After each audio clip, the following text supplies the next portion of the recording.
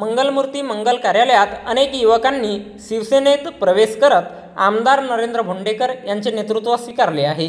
भंडारा विधानसभेतील अनेक युवकांनी आमदार नरेंद्र भोंडेकर यांच्या नेतृत्वावर विश्वास ठेवून शिवसेना शिंदे गटात प्रवेश घेतला। आमदार नरेंद्र भोंडेकर यांच्या हस्ते भंडारा येथील मंगलमूर्ती मंगल कार्यालयात या कार्यकर्त्यांना भगवा दुपट्टा घालून प्रवेश देण्यात आला। मंगलमूर्ती मंगल कार्यालयात आयोजित या भव्य पक्षप्रवेश कार्यक्रमाचे आयोजन नुकतेच शिवसेनेत प्रवेश केलेले संजय कुंभलकर यांनी केले होते। आज डॉक्टर अनिल कुर्वे, प्राध्यापक श्रीकांत मानकर यांनी सुद्धा यावेळी पक्षात प्रवेश केला।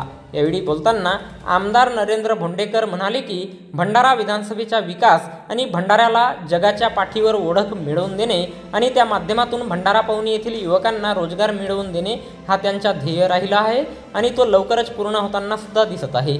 आज एवढ्या मोठ्या संख्येने झालेल्या युवकांच्या पक्षप्रवेशामुळे असे वाटायला लागले आहे की आपला भंडारा, विकसित भंडारा हा ध्येय पूर्ण व्हायला उशीर लागणार नाही।